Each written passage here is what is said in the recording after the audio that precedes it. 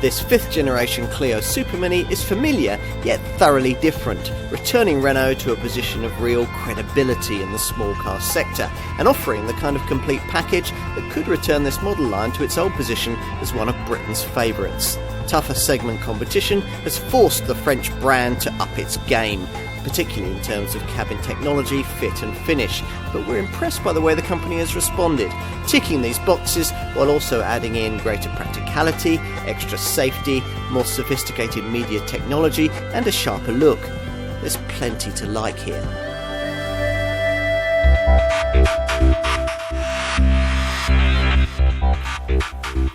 The Renault Clio. It's the definitive expression of this French brand's vast experience in the supermini class, building on the company's reputation for creating compact cars that are characterful, comfortable and technically accomplished. These are qualities that go all the way back to the famous Renault 4 and 5 models of the 70s, but they're brought right up to date here with the 5th generation chapter of this popular model line. Did you realise that the Clio was Europe's best-selling supermini? Well, you might not, because in recent years it hasn't been especially popular here.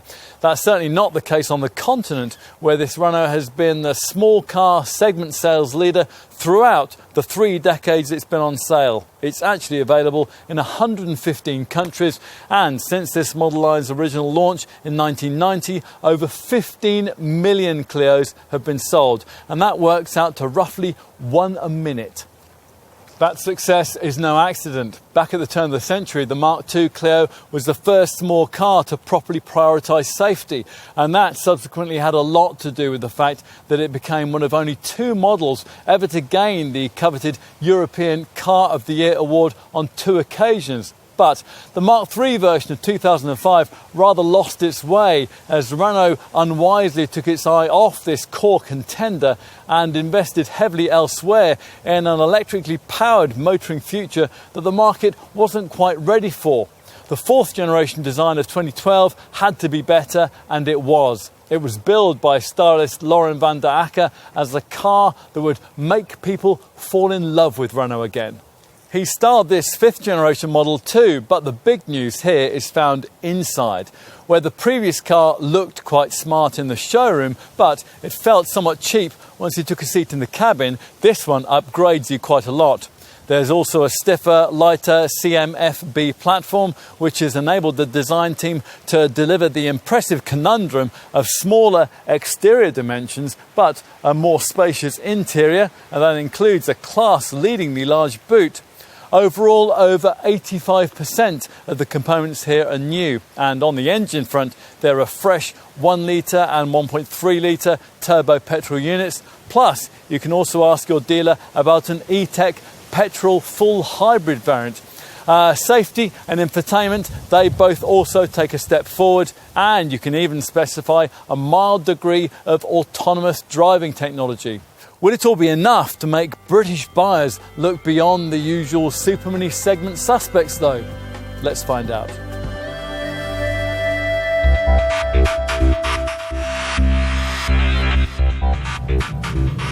Our ideal small car, and we suspect many other people's, would have the sharp handling of a Fiesta and the supple ride of a Volkswagen Polo, which is a kind of sweet spot that perhaps unwisely every other supermini maker seems to aim for when it launches a new model in this segment.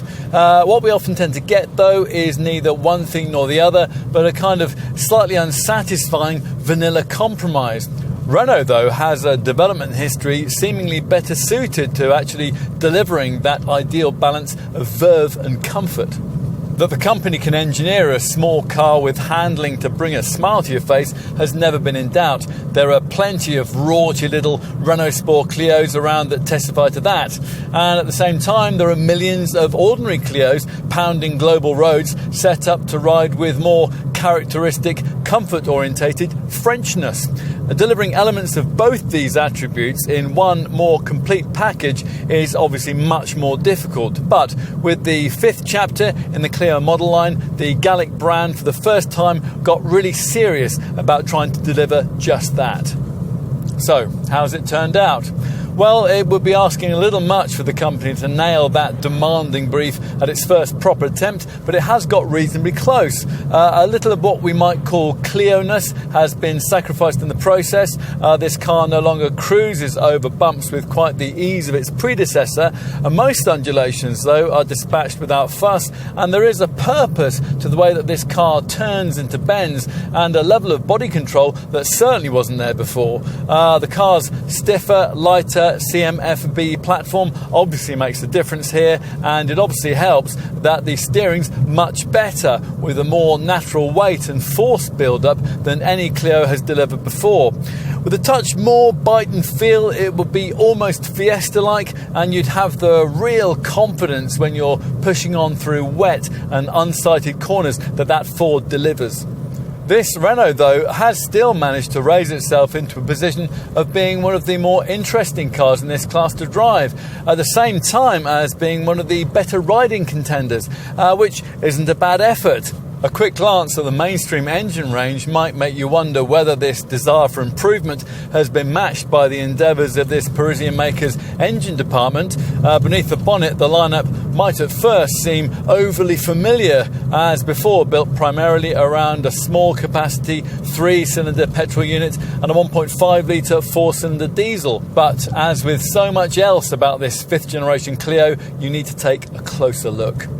That petrol engine is actually all new, a 1 litre power plant, replacing the previous 0.9 litre unit, which was only available in TCE turbo form. This improved 999cc engine can be had either with or without forced induction, and in its base 72 HP normally aspirated form, badged SCE 75, it replaces the feeble old 1.2 litre unit that was previously forced to soldier on for so long in baseline versions of this car. Refinement and drivability are both predictably improved over that ancient engine, but the SCE 75 power plant doesn't take you much faster. 62 from rest occupies a yawning 16.4 seconds on the way to a top speed that would just about hit 100 miles an hour if you really, really wanted it to. All of which means that unless the only journeys that you have in mind for this Renault are trips to the shops and back, then you're going to want the 1 litre petrol engine in its much superior TCE 100 turbo form. As the badging suggests, power rises to 100 horsepower, but the key change is a torque figure. That's up over 60% to 160 newton meters. Now, okay, that's still not much in overall terms, but it's enough to vastly improve this Clio's mid-range punch. A gratifying wave of throttle response between 2,000 and 3,500 RPM makes overtaking easier, and it relieves you of the need to row the car along with the gear lever through town. For reference, 62 is dealt with in 11.8 seconds, which is far more like it, and top speed is 116 miles an hour. Yet, at the same time, fuel consumption and emissions are significantly improved. A little disappointingly, Renault still hasn't got around to matching its rivals and fitting a 6-speed manual gearbox to its 3-cylinder engines. The TCE 100 version, like the SCE 75 Clio, has to use a 5-speeder, but the brand does at least offer urban-orientated buyers of the turbo unit a CVT auto gearbox option. An automatic transmission option used to be available on our 1.5 litre DCI diesel Clio 2, so did a 110 horsepower performance engine option. But a new Enviro zeitgeist has seen demand for black pump fuel models drop sharply, which is why in today's Clio lineup there's just a single 85 horsepower version of that 1.5 litre unit mated to a 6-speed manual gearbox. Take it or leave it. Renault insists that this current era blue DCI unit is a very different thing to earlier versions of the same power plant, thanks to a selective catalytic reduction system which enables it to meet the strictest pollution control standards. An argument that we might find convincing were it not for the huge jump in asking price that's necessary to go from the TCE 100 petrol variant to the blue DCI 85 diesel. As it is, finding £2,000 more to get a Clio which fuels from the black pump is a premium that's never going to be justified by the cost savings possible over a typical supermini buyer's annual mileage, which is disappointing because the DCI unit's muscular 220 Nm torque figure means it pulls like a train through the gears with an eagerness that's not reflected by the cold performance stats. Rest to 62 in 14.7 seconds on the way to 110 miles an hour. All the other Clio engines you can have are 4-cylinder petrol units. One of them we have here. It's another fresh power plant, the 1.3 litre TCE GPF engine that the Renault-Nissan Alliance co-developed with Mercedes, and which, as a result, now pops up in everything from a swanky Mercedes CLA to a Dacia Duster. Here it puts out 130 horsepower, which would be enough for the kind of near warm hatch performance that might justify the top spec RS line badging of flagship variants, were it not for the fact that this power plant can only be had mated to a dual clutch 7-speed EDC auto gearbox. Now this rather blunts this eager little engine's intentions, but it puts out a meaty 240 newton meters of torque, and if you're quick with the provided steering wheel paddle shifters, 62 from rest can be dispatched in 9 seconds en route to 124 miles an hour. For quicker progress than that, you'll need a proper RS Clio, and you'll be target market for the new 5th generation version of that car that the brand has engineered with a detuned version of the 1.8 litre engine used by the Megane RS. We're not quite finished on engines because we haven't yet briefed you on Renault's efforts towards electrification. Now, if you expected that these might include some form of plug-in power in the Clio lineup, then you will be disappointed. The brand has decided to use that kind of technology elsewhere in its range, so folk who are after a plug-in hybrid have to choose a version of the company's Capture small SUV, while for those wanting a full electric small car, Renault has a bespoke offering in the shape of its Zoe model. For this Clio, there is instead a self-charging full hybrid powertrain, the kind that you don't have to recharge from the mains. Bearing E-Tech badging, this unit mates a 1.6 litre petrol engine to a clever multi-mode auto gearbox and a pair of electric motors powered by a 1.2 kilowatt-hour lithium-ion battery. When you're driving, this E-Tech power plant always starts in all-electric mode, and when slowing down, the driver benefits from a regenerative braking effect that's so powerful that it'll hardly ever be necessary to use the brake pedal. Renault reckons that this, combined with the high charging capacity of the batteries, should make it possible for a Clio E-Tech owner to drive around town at low speeds in all-electric mode for 80% of the time. Whatever engine you select in this Clio, you should find Refinement to be superb. It's almost class-leading, in fact, and it's aided by a windscreen treated with sound insulation film, extra engine compartment soundproofing, and a double sealing system for the doors. As a result, Renault says that this Mark V Clio is 2 decibels quieter than its predecessor at cruising speeds. It feels it too. In this class, a Volkswagen Polo gets close to this kind of refinement showing, but nothing else does. And that's enough to make this Renault a much more pleasurable companion on the kind of longer journeys that you might normally expect to find a touch wearing in such a small car. Highway motoring will be made even easier if you've gone for a top RS line model like this one with the TCE 130 engine, and you've paid extra for the Traffic and Motorway Assistance Pack, which delivers a certain amount of the Level 2 autonomous driving tech that was previously limited to larger cars. Here, a combination of lane keep assist with adaptive cruise control can temporarily take over driving duties, provided you keep your hands on the wheel, starting or stopping the car when tailbacks occur. But we think that this technology really works best in town, where it can take over when you're inching along in one of those annoying crawling traffic queues. Even without such sophistication, this Clio should prove to be an agreeable urban companion.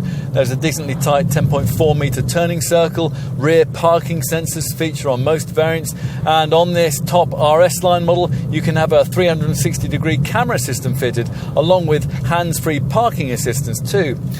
Talking of technology, at the top of the range, it's also possible to specify the multi-sense driving mode systems that we first saw on the Megane. Now, it's not exactly over-endowed with settings.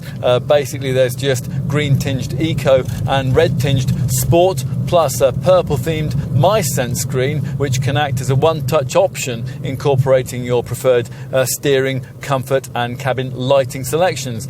It is yet another big car feature from a small car with big ideas.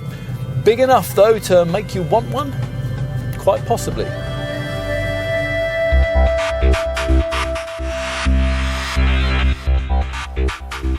Like its direct predecessor, this 5th generation Clio aims to act as a standard bearer for Renault's recent renaissance in its approach to vehicle design, with inspiration that, like that previous car, draws heavily on Dutch stylist Laurent van der Akker's futuristic Desir concept car of 2010.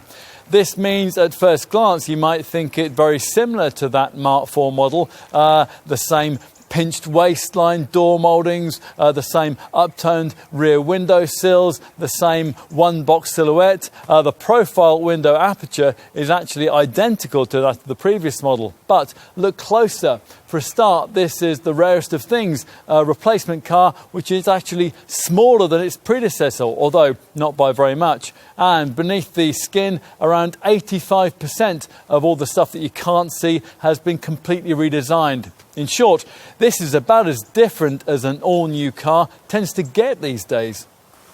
The front end sheds the surprised and rather baffled look that characterised final versions of the previous model, gaining instead the more mature and sophisticated contouring that we first saw in this car's big brother, the current Megane.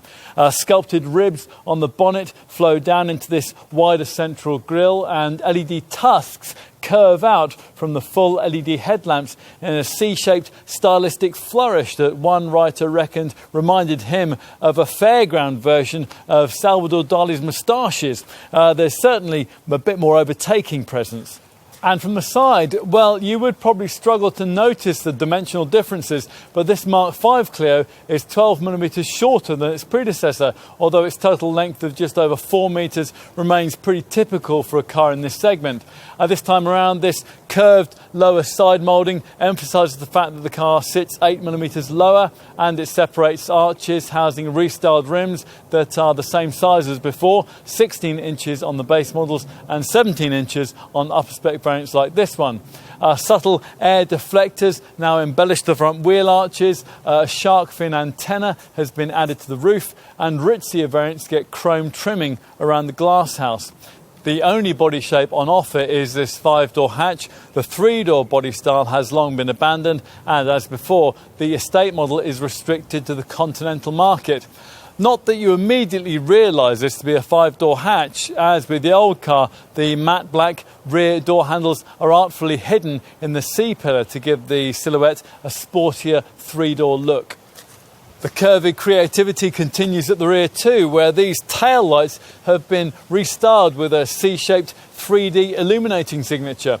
The bumper sheds the rather large expanse of ribbed black plastic that featured on the previous model in favour of a more smartly textured panel that's colour coordinated with the rest of the bodywork.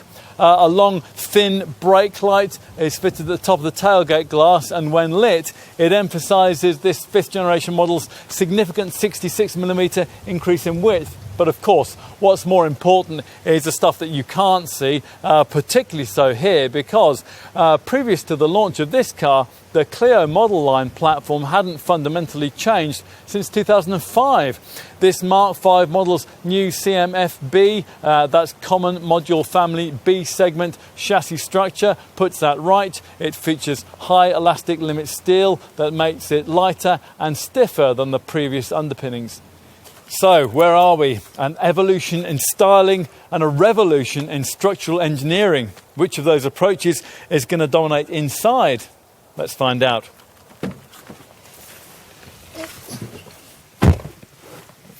We can't immediately think of a bigger step forward in interior design and quality in any car we've recently tested. That feeling of second-class citizenship that was delivered by previous Clio cabins is well and truly banished here in favour of soft-touch trimming, tactile touch points, and a distinctly Audi-esque feel to parts of this completely revitalised design, particularly this fascia-wide ventilation strake and the circular ventilation dials that sit midway down the centre stack. Smart piano key switches feature just above, plus various satin-finished metal embellishments and the redesigned, more enveloping seats both also play their part in helping to push this car a little more upmarket.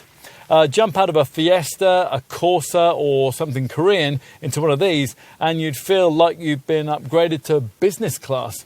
The wave-shaped dash lends a bit of extra visual width to the whole design, and it's now divided into 3 parts with squidgy plastic along the top section, a coated and customizable centre panel, and a lower area housing functional components like the glove box.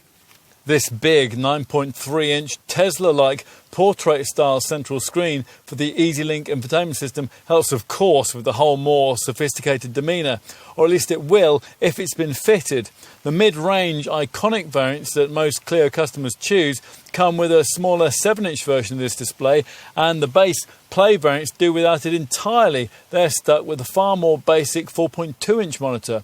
Try to find the extra to get a version with this iPad-like 9.3-inch screen because it adds a finishing touch to what Renault's tried to do here. It feels satisfyingly sophisticated as you poke and pinch and swipe your way through menus for things like navigation, Apple CarPlay and Android Auto smartphone mirroring, apps, multimedia options, and a DAB audio system that offers superb sound quality when it's ordered with the optional premium 7-speaker Bose surround sound audio system, which has been designed specifically for this car. Plusher models also allow you to use this monitor to set various ambient lighting profiles. You can choose from white, blue, green, red, purple, sky blue, yellow and orange shades, which change the colour of the classy LED slips that feature around the gear lever and in the door pulls. The instrument binnacle here can be quite colourful too, stretched beyond the base Play and iconic trim levels, and you'll find that the usual gauges here are replaced by a 7-inch colour screen. It's designed to change in shade and design layout on models fitted with multi-sense drive system settings, but a bit annoyingly, none of the modes allow you to see a speedo dial and a rev counter at the same time. Integrated selectable display options controlled by buttons on the redesigned 3-spoke steering wheel sit both to the top left and the top right of the main virtual dial. The left-hand one shows horsepower and Newton meter readouts, an ecometer, trip computer data and current MPG, while the one on the right can display navigational directions, a compass or your audio selection. If you'd like this TFT display to cover the full width of the binnacle, as it would in a larger and more expensive modern design, then an even larger 10-inch instrument binnacle screen, which is the largest in the segment actually, can be fitted at the very top of the range on request. What else? Well, on selected models, optional interior colour packs can brighten things a little by adding orange or red trimming to the air vent and the gear gaiter surrounds. Cabin design ergonomics are generally pretty good, although you do get occasional screen flexions. There's not much room between the centre console and the clutch pedal if you have a manual, and we'd prefer to have seen a proper knob for audio volume rather than these 2 fiddly screen buttons. Fortunately, there are rather more easily accessible volume controls on the steering column here. To the left of that column sits the starter still, which once again, unfortunately, hasn't been moved to the right of it to suit our market. Still, at least Renault no longer buries the cruise control button down by the handbrake. They now position it instead on the steering wheel, where it always ought to have been. The brand hasn't followed its PSA group rivals by adding in an optional head-up display, but everything that you really need falls to hand easily enough. That's particularly true of the EasyLink infotainment screen because it's slightly canted towards the driver for ease of reach, and it offers limited voice activation for things like simple addresses, phone numbers and track selection. As for practicalities, well, our testers had mixed feelings here. As with so many French cars, the glove box is halved in size by an awkwardly shaped fuse box. PSA group cars suffer from that failing too, and it really is about time that Gallic brands sorted that issue out. You get a useful bank of connectivity ports in a deep well in front of the gear stick. There's a 12-volt, an aux-in and twin USBs, plus there's space for a wireless charging mat, but it can't be shut away with a cover, so you'll have to leave your smartphone powering up in front of prying eyes. Renault has forgotten to fit an overhead sunglasses compartment, and there's no provision for anything like under-seat or passenger footwell storage. But on the plus side, the door pockets are of a reasonable size, and you get ticket clips here on the sun visors, plus twin cup holders, and a coin tray sit beside the conventional handbrake, along with a decently sized bin just behind. On top models, a centre armrest with storage is either standard or optional. As for all-round visibility, well, because, as I mentioned earlier, the rear side window aperture hasn't changed, rear three-quarter vision can still be occasionally problematic when you're reversing. That won't be good news to buyers of the base Play trim level, because that is the only one in the range, of course, that does without rear parking sensors. You have to stretch towards the top of the range to get a standard reversing camera, although if you really need that to manoeuvre a car this small into an averagely sized parking bay, it might be time to consult an optician. A 360-degree bird's eye view camera can be added at the top of the range. Front visibility on all Clios isn't too bad, and that's despite the rather chunky A-pillars here, because the screen and the front side windows are quite large, and there's plenty of seat height and steering column adjustability too. So let's take a seat in the back. Now, that slight reduction in overall length we mentioned earlier doesn't bode well for rear seat space, and that's an area where the previous generation version of this model rather struggled. Renault, though, points out that courtesy of that new CMF-B platform, the more important stat, wheelbase length, or the gap between both axles, has actually increased slightly by around 5mm. So let's pull back this disguised C-pillar door handle and see if that makes it any easier for adults in the back this time around.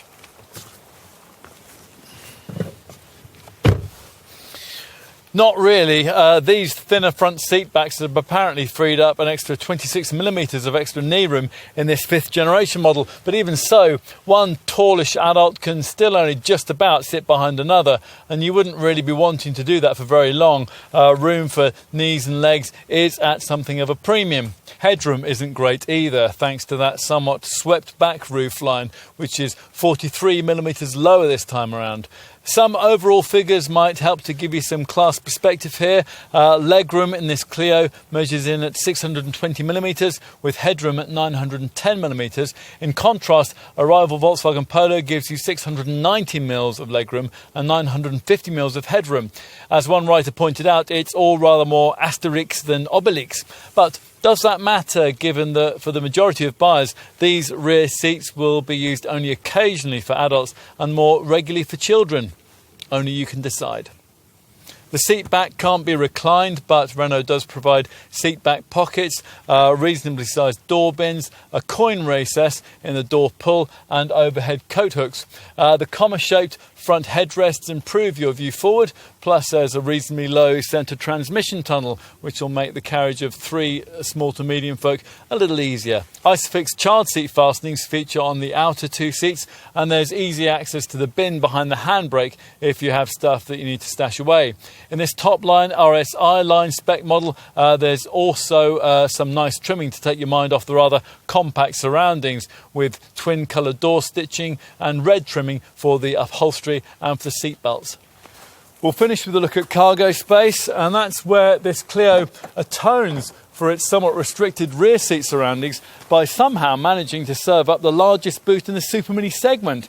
Helpfully, Renault has provided us with a measurement stat for the height of the tailgate, 1,979mm, and once it's raised, thanks to this car's slightly extended rear overhangs, there's 391 litres of storage capacity here in a petrol variant. That's actually more than you'll get in a Focus or a Golf from the next class up. To give you some more relevant sector perspective, let's tell you that a Volkswagen Polo, that gives you 351 litres, a Ford Fiesta just 292 litres. Those few customers after a Clio diesel might want to make a note of the fact that with that engine, boot capacity falls to 366 litres, and that's despite that variant's slightly smaller fuel tank. That's one small caveat. A more significant one lies with the fact that this boot lip is quite a lot higher than it was before, which probably helps structural rigidity and may reduce repair bills in low-speed shunts, but it'll certainly make it more awkward to get heavy items in and out. And although, as you can see with the cargo sidewall ledges, there is provision for an adjustable height boot floor. Rather annoyingly, the importers haven't taken that option for our market. 4 tie-down points are provided, along with a couple of bag hooks, but there's no extra space beneath the felt-like floor carpet. As with most Superminis, a spare wheel is only optional, and for some reason this can only be of space saver size if you've gone for the diesel engine. Talking of space beneath this cargo floor, on most Superminis, if you specify an audio upgrade, you'll find that taken up by a subwoofer for the sound system, but not on this Clio. Renault worked with specialists Bose to create a new externally ducted subwoofer. It's called a fresh air speaker, which, where it's fitted, is incorporated into the left-hand cargo sidewall of the boot, and that allows this car to retain its class-leading cargo capacity. One day we'll come across a Supermini fitted with a properly flexible 40-20-40 split backrest, but that day hasn't come yet. So this Clio gets the usual 60-40 split affair, which, when it's pushed forward, frees up to 1,069 litres of capacity across an almost flat load floor. That's actually slightly less than the old model could offer, although we doubt too many buyers will care much. If you need more luggage space, then your dealer will walk you over to the other side of the showroom and suggest that you take a look instead at the brand's Clio-based small SUV, the Capture crossover model.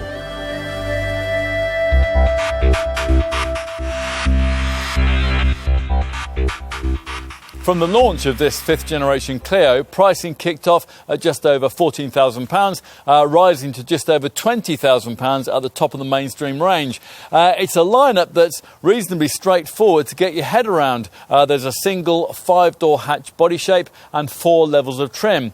Play, mid-range iconic, that's the most popular version, and it's likely to account for over 50% of UK volume. Then the more style-conscious S edition models, and as here, the mildly sporty-looking flagship RS line spec option. A little disappointingly, the 2 famous letters of this top variant don't designate any extra performance though. Ah yes, performance, which will almost certainly be coming from a 1-litre 3-cylinder petrol engine, since that is what the vast majority of Clios are sold with. There are 2, the first being the base 75 horsepower, normally aspirated SCE 75 variant, which has to be had with a 5-speed manual gearbox, and to be frank, struggles to move getting on for 1.2 tonnes of Clio with any great deal of alacrity. So you'll probably want, if budget permits, to actually start your perusal of the Clio range from just over the £15,000 mark, having budgeted the extra £1,000 the Renault charges to upgrade to the 100 horsepower turbocharged version of that unit, the TCE 100. That little 1-litre turbo engine also gives you access to the fancier trim levels further up the range, and it's available with the option of a CVT auto gearbox if you're prepared to pay your dealer a further £1,300. The other engine options will be of more minority interest. We've got the 130 horsepower 4-cylinder TCE 130 turbo petrol unit here, familiar from larger Renault models like the Megane and the Scenic, and offered here only with the brand's EDC auto transmission. That, and the fact that this unit can only be had with top S edition or RS line trim, pitches variants with this power plant on the pricey side. The asking figures start at around £20,000. A much better all-rounder is the blue DCI diesel, Renault's familiar 1.5 litre unit, offered to Clio buyers only in 85 horsepower form this time around, and available right across the range, although only with a 6-speed manual gearbox. Its substantial £2,000 price premium over the TCE 100 petrol variant, though, means that blue DCI asking prices start at well over £17,000. You'd need to cover a much higher annual mileage than a typical Supermini owner ever would to get that increment back in fuel savings. These won't be on the agenda for typical buyers of the hot hatch Clio RS model that you can ask your dealer about. That features a detuned version of the 1.8 litre petrol engine used by its Megane RS stablemate. let's give you some Renault range perspective on those figures. With the demise of the Twingo city car, the Clio is the smallest, most affordable model that Renault sells here. It donates its CMFB platform and nearly all its engineering to the next car up in the French brand's lineup, the Capture small SUV, which with like-for-like engine and spec costs between £2,300 and £2,700 more, depending on the trim level you're looking at. If you quite like the idea of this Super Mini with the larger four-cylinder TCE 100 engine, but you don't need plush trim and the auto box, it's well worth knowing that in Renault's larger Megane hatch, you can have virtually the same unit in near identical TCE 140 form with a normal stick shift for a lot less, around £18,000. On to the value proposition offered by Clio pricing against rivals from other brands in this segment. We'll base our comparisons against the TCE 100 petrol unit that most customers of this Renault will want, and we'll start with the three cars that tend to lead the segment in sales terms: Ford's Fiesta, Volkswagen's Polo and Vauxhall's Corsa. Now this Renault undercuts equivalent 1 litre petrol versions of all three of these rivals on price by around £1,000 with the Corsa, around £1,500 with the Fiesta and by around £1,800 with the Polo. The Ford is cheaper to run and it's a little sharper to drive, but it's much smaller and cheaper feeling inside. The Vauxhall can't match this Renault's cabin either, and it has a boot over 80 litres smaller. And the Volkswagen has class-leading ride quality, but it struggles to justify its price premium, and it's about 10% less efficient in fuel and CO2 terms. All of which, if you were about to choose any of those three models, might make you start to think, but what about other options in the Super Mini segment? Other brands, like Renault, are pitching strongly against those three class leaders. So can any of them offer a better price and value proposition than this Clio? Well, you decide. If we were perusing and we were looking for other options, we might start by considering Peugeot's second generation 208. That looks appealing, but it's been ambitiously priced. It actually costs more than a Volkswagen Polo, the price premium over this Renault being around £2,000. And that's a lot, particularly given that the 208 has a much smaller boot. Now the same applies, but to an even greater extent with the Mini Hatch 5-door in base Mini 1 form, which costs from around £17,000 in its base form, so getting on for £3,000 more than a Clio. You've really got to want a mini adventure to pay that. Perhaps a better bet is Seat's Ibiza, which packages up Volkswagen mechanicals more affordably than the Polo does, but it still costs around £800 more than an equivalent Clio, and it feels quite a bit more drab in its cabin. The same comments apply to equivalent versions of the Toyota Yaris. Also unremarkable inside is the Skoda Scala, although that car does at least have the advantage of offering a really superb level of interior and boot space. It costs around £1,500 more than an equivalent Clio though. Even Citroën C3 costs more than Renault will ask you here. A base version of one of those costs around £1,500 more than an equivalent Clio. As for comparably priced Super Mini models, well, you might want to consider either the Mazda 2 or the Honda Jazz. The former is creditable for its infotainment system and the latter for its clever seat folding tech. Of course, there are less expensive Super Minis than this Renault in the segment. The French brand didn't set out to provide the cheapest offering in the sector. This Clio's cabin probably wouldn't have been as nice as it is if it had. The usual suspects feature here, and they all require you to accept a much cheaper feeling inside, a smaller boot and a lower level of technology too. Arguably the best of this bunch is Nissan's Micra. Now that uses Renault's engineering, and it also offers a model-for-model saving of around £500, but that car is quite a lot smaller inside and it has nothing like as nice a cabin. You could save around £1,000 over this Clio by going for Skoda's other Super Mini, the Fabia, and the saving would probably be around £2,000 if you were considering an equivalent version of the Suzuki Swift, or possibly the Mitsubishi Mirage. As for the real budget brands, well, an MG3 would save you around £5,000 and an equivalent Dacia Sandero potentially as much as around £7,000. But with those two cars, you really get what you don't pay for. If, having considered all that, you conclude it is this Renault that you really want, then we'd understand. And if so, you're going to want to consider, of course, just how generous the brand has been when it comes to standard spec. Well, let's see. Even entry-level Play variants come with full LED headlights, power-folding mirrors, a Thatcham immobiliser and a very complete roster of camera-driven safety kit, which we will get to shortly.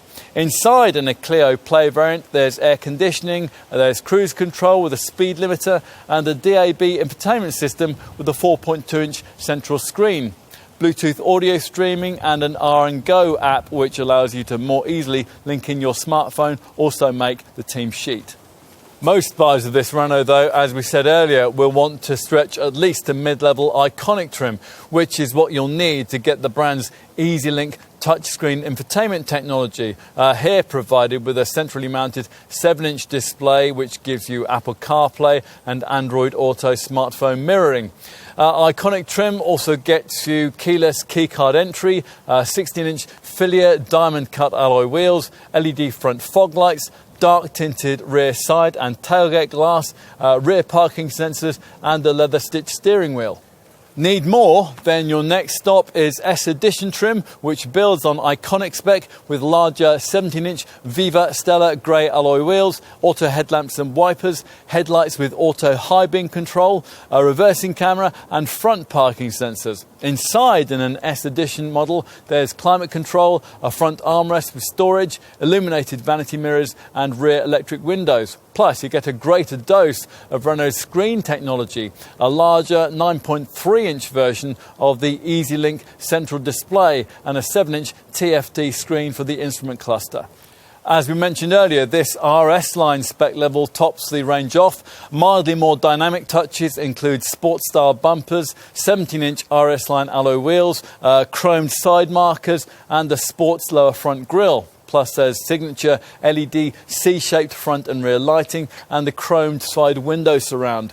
Inside, the RS line interior gives you red inserts for the seat upholstery, the air vents and the gear lever surrounds. Plus there's an RS leather steering wheel, aluminium pedals, a dark roof lining and an electronic handbrake. On to options. For most buyers, there won't actually be that many things to look at, but Renault is keen that Clio buyers should consider the bespoke 7-speaker premium audio setup that it's developed for this car in partnership with specialist Bose. This features immersive sound quality with extra tweeters in the rear door panels, and it's available for an extra £350 on all models except the base Play variants. And that's an option well worth having if you like your music. Should you be one of those customers who have opted for mid-range iconic trim, then you'll be offered the chance to upgrade to the larger 9.3-inch version of that EasyLink central display. And iconic buyers might also want the convenience pack. Now that will get them auto headlamps and wipers, also climate control and an LED front reading light. A Clio iconic model can additionally be embellished with a parking pack. Now that adds in front parking sensors and a reversing camera. And a comfort pack, which will get you rear electric windows, an armrest with storage between the front seats, and also illuminated vanity mirrors. Further up the range, other optional packs become available. This RS line model, for example, can be had with the Techo pack that we've been trying here, which gives you an around view monitor with a 360-degree camera, an auto-dimming rear view mirror, a wireless smartphone charging mat, and hands-free parking setup, which will automatically scan the side of the road for a parking space and then take control of the wheel for stress-free parking. Plus, the Techo pack gives you the multi-sense driving mode system with MySense, Sport and Eco settings, all for £500 more, which you might perceive to be decent value if you can stretch to an RS line model in the first place. You have to have RS line trim if you want to be able to order the larger 10-inch TFT instrument cluster screen. On to aesthetics. Now, unless you want your Clio in solid glacier white, you'll be paying your dealer more for your choice of colour. There are 5 metallic options, but it might be worth finding a fraction more for one of the slightly more eye-catching Renault ID metallic paint shades. We've got one of those here actually, iron blue. Buyers of iconic and S edition models will be offered the chance to colour code various exterior and interior elements. There are black or orange exterior colour packs which add those shades to the front grille, the side panels, the lower skirts and the wheels. An exterior elegance pack is also available, and you can add a lighting pack, chromed mirror covers and underbody welcome light, and branded or illuminated door sill covers. Inside there are red or orange interior colour packs which add those shades to the air vent and gear gaiter surrounds. Buyers of the iconic models can specify a dark interior roof lining and 17-inch Viva Stella alloy wheels in grey or black. The latter black rims are no cost extra with S edition trim. On an RS line model, you can lift the look and feel of the cabin with a luxury pack which gives you full leather upholstery with red striped stitching and heat for the front seats. On to practicalities. You're going to want to pay extra for a spare wheel unless you want to be stuck by the roadside fiddling with a tyre repair kit the next time you have a puncture. Bear in mind that you can only have a full-sized spare on the petrol models. It's a mini spare on the diesel variants. You can also specify a mud flat pack, a protection pack, an alarm, rubber floor mats, 2 kinds of boot liner and a boot sill protector. A Kenwood dash cam is available, and you can also add in the quick fix roof bars that will enable you to add the optional 380 litre roof box. On an RS line model, you can pay extra for a storage pack, which will give you an armrest with storage between the front seats. Let's look at safety features now. It almost goes without saying that this car, like others in the segment, achieved a 5-star rating in Euro NCAP tests, but that doesn't tell the whole story. To give you just one example, the rival Ford Fiesta, which also achieved a 5-star rating, achieved respective adult, child and safety assistance ratings of 87, 84 and 60%, which sounds fairly reasonable until you learn that the Clio's ratings in each of those areas were respectively 96, 89 and 75%, a difference perhaps large enough to be significant, particularly if you'd be using this car for family transport.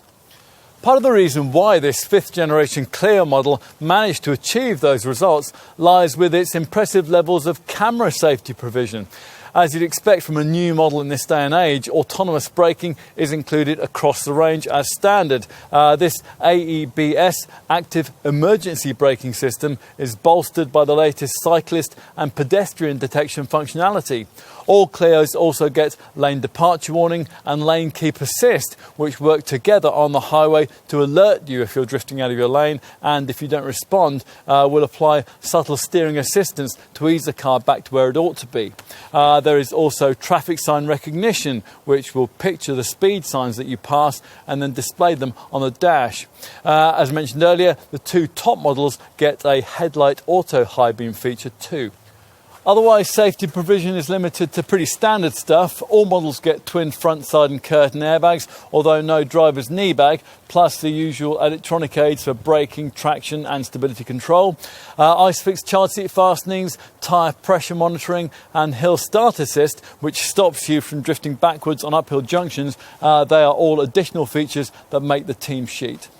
Renault is also offering a limited degree of level 2 autonomous driving capability with this car, or at least more than you could get on any other supermini at the time of this 5th generation Clio's launch. Buyers of this RS line variant can specify an optional traffic and motorway assistance pack. Now this embellishes the lane keep assist feature we just mentioned with adaptive cruise control. The 2 systems can then combine together at speeds of up to 100 miles an hour to control the speed of the car and to maintain safe distances with the vehicles ahead, while keeping this Renault perfectly centred in its lane. If you hit a tailback, then the system will seamlessly bring you to a halt and then automatically start you off again when things get moving. This feature works not only on the highway, but it's also brilliantly useful in heavy traffic, where it can stop and start the car automatically in crawling queues. The traffic and motorway assistance pack also includes a blind spot warning, which will alert you if you're just about to dangerously pull out to overtake in front of another vehicle. Plus, it includes the armrest with storage between the front seats if you haven't already optioned that in.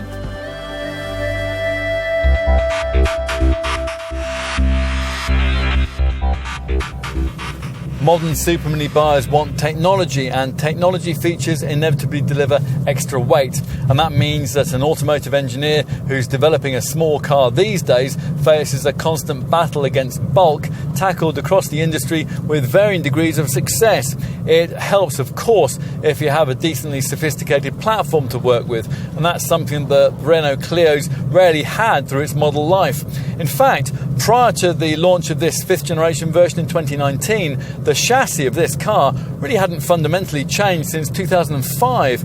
Hence the importance of this Mark V model's new CMFB Common Module Family B-segment chassis structure, which features high elastic limit steel that not only stiffens the underpinnings but also makes them considerably lighter. All of which is the main reason why Renault has been able to load up this model with a plusher cabin and big car features, yet still achieve weight savings that in some variants can be as much as 150 kilos, and that keeps the total curb weight of most mainstream versions of this car well under the 1.2 tonne mark. So what does all that translate out to in terms of fuel and CO2 emission readings? Well, since the 1 litre TCE 100 petrol unit is the one that the vast majority of Clio customers will buy, we'll start with that. In manual form, it manages 54.3 mpg on the WLTP combined cycle and 99 grams per kilometre of NEDC rated CO2. To give you some class perspective on those figures, that showing isn't quite as good as that you get from a comparable Ford Fiesta 1 litre T EcoBoost, but it is about the same as you get from equivalent 1.2 litre PureTech powered Vauxhall Corsa or Peugeot 208, and it's around about 10% better than you could achieve at the wheel of a comparable 1 litre TSI engine Volkswagen Polo, Seat Ibiza or Skoda Fabia. Without a turbocharger, this Renault's little 999cc power plant isn't quite as frugal or clean, so the base SCE 75 Clio manages 52.3 mpg and 111 grams per kilometre. Here we've got the 4-cylinder TCE 130 1.3 litre petrol unit, which has to be had with EDC automatic transmission, and in that form manages 49.6 mpg and 118 grams per kilometre. This engine, which was co-developed with Daimler, is fitted with a GPF petrol particulate filter, which destroys particles in the exhaust gases by trapping them in a microporous honeycomb structure, which regenerates automatically at regular intervals. If none of these powertrains are efficient enough for you, then the Renault dealers have two more options. The first is an engine that the Renault-Nissan Alliance Group relies heavily on, a 1.5 litre blue DCI diesel, which in the 85 horsepower form fitted here manages 67.2 mpg on the WLTP combined cycle and 94 grams per kilometre of NEDC rated CO2. To give you some class perspective on that, a comparable Fiesta or Polo diesel would manage only around 57 mpg and about 97 grams per kilometre, so there's a significant difference. The blue DCI badging references the fact that this black pump fueled unit now features a selective catalytic reduction system to deal with NOx emissions. Be that as it may, a diesel doesn't really fit with current enviro trends, so it was inevitable that for this 5th generation Clio, Renault would introduce an engine featuring some sort of trendy electrification. Opinions differ widely amongst manufacturers in the supermini segment about what kind of form this should take. At one extreme, there's a mild hybrid approach, and that's championed in this class by a mild hybrid version of Ford's Fiesta, which via a kinetic energy recovery system can store energy that's harvested when you're cruising or braking, but that won't make very much difference to your running costs. At the other end of the scale, there are instead zero-emission battery-only models like, say, the Peugeot E208 or the Vauxhall Corsa E, but with those you'll be afflicted by the scourge of range anxiety between lengthy battery charges. For the Clio, Renault has chosen the full hybrid powertrain option that provides something of a middle ground between those two extremes. The brand could have installed the plug-in setup into this car that it uses in its Capture small SUV, but ultimately it decided instead to offer Clio buyers the more affordable self-charging full hybrid setup that promises to be nearly as good. Bearing E-Tech badging, this powertrain mates a 1.6 litre petrol engine to a clever multi-mode auto gearbox and a pair of electric motors powered by a 1.2 kilowatt-hour lithium-ion battery. When driving, this E-Tech power plant always starts in all-electric mode, and when slowing down, the driver benefits from a regenerative braking effect that's so powerful that it'll hardly ever be necessary to use the brake pedal. Now, Renault reckons that this, combined with the high recharging capacity of the batteries, should make it possible for a Clio E-Tech owner to drive around town at low speeds in all-electric mode for up to 80% of the time. As a result, Renault reckons that an improvement in fuel consumption of up to 40% should be possible compared with a conventional internal combustion petrol engine during the urban cycle. All the engines on offer across the range are enhanced by the usual efficiency measures. Aerodynamics have been carefully addressed with extra touches like drag-reducing air deflectors, which are fitted over the front wheel arches, and a stop and start system. That's of course standard, and it cuts the engine when you don't need it, when you're stuck in traffic or waiting at the lights. Clio drivers also get an eco mode, operated either by a dashboard button or by selecting it via a setting in the multi-mode drive mode system, if you happen to have had that fitted. Either way, the eco button restricts pulling power for more frugal returns. Drivers need to play their part too, of course. If your Clio has a 7-inch digital instrument cluster, then you'll find a selectable eco meter option in the top left part of it, or a little leaf graphic that gets bigger the more economically you drive. There is a current MPG display as well. Enough on efficiency figures. What about the other costs of running this car? Depreciation, for example. Well, industry experts reckon that this 5th generation Clio will do slightly better than its predecessors. After 3 years and 36,000 miles, a volume iconic TCE 100 variant is predicted to be worth 38% of its original value, which is very class competitive. It's about the same as a comparable Ford Fiesta. As for insurance, well, all SCE 75 variants are rated at Group 3, which should make payments reasonable for younger drivers. For all the TCE 100 and DCI 85 derivatives, it's Group 10. This TCE 130 variant is rated at Group 16. Let's talk tax. The cheapest SCE 75 model in base play trim commands a low 26% BIK percentage charge, and that hardly rises throughout the range. Even this top TCE RS line variant only attracts a 27% BIK charge. This car's low CO2 emissions also mean that first-year road tax, which is usually rolled into the on-the-road price, will be reasonable too. It's £130 for year one on the TCE 100, £150 for the first year in a TCE 100 Auto or a DC 85 Diesel, and £170 for year one in the SCE 75 or TCE 130 model.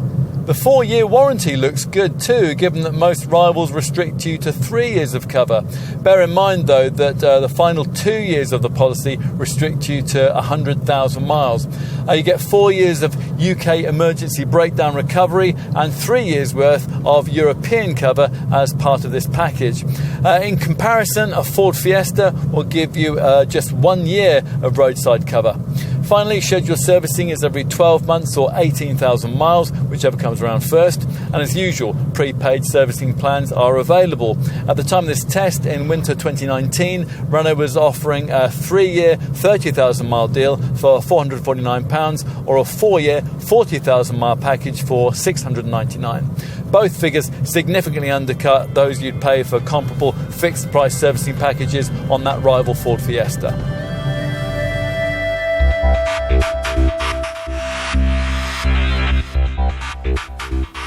Renault knows how to do this. The company's been showing the world what a small hatch of this sort should be, not only since the Clio first arrived in 1990, but since it virtually invented the supermini segment with the little Renault 5 way back in 1972. Unlike most motoring journalists, the French maker knows what most buyers in this sector really prioritise: practicality, comfort, value, safety and low running costs. Attributes that have made the Clio model Europe's small car favourite. Some of the reasons why it doesn't sell better here have been answered by the changes made to this 5th generation model. Instead of getting into this Renault and, as before, being reminded that you couldn't quite afford a Polo or an Audi A1, there's instead a cabin that in many respects sets fresh standards for the kind of interior a small car can deliver. And there's plenty else to like here too. Boot capacity, media connectivity and safety provision, they're all difficult to better in this segment. Spend a little more and you'll get the option of autonomous driving features and full hybrid technology that you just can't get on most rivals. And there's a diesel variant that will regularly do over 65 to the gallon. So why do so many British supermini buyers overlook this car? The reasons why are becoming harder to understand, but they still exist. As the magazines will tell you, it doesn't handle with the verve of a Fiesta or cruise over bumps with quality suppleness like a Polo. Still, some might feel that the kind of compromise between those two models which is delivered here isn't unappealing.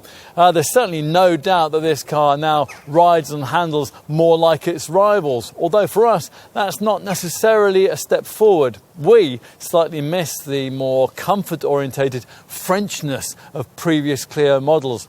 Perhaps of more significance, though, is the fact that in providing that big boot, Renault has slightly constricted space for rear seat passengers. But if the folk in question will be children, as is usually the case with a car of this kind, that might not actually matter too much. Which leaves us with what? Well, a very accomplished all-rounder, certainly, and a car that merits a significant place on any serious supermini buyer's shortlist. In driving it, we were reminded of something a recently disgraced former Renault chief executive once said: "There's nothing wrong with any car company that good cars won't fix." This is undoubtedly one of those. Good enough to reawaken British interest in the Clio? Possibly not, but you've watched this film, you know better. And if you're looking for a supermini, we think that you should give this one a chance. It might just surprise you.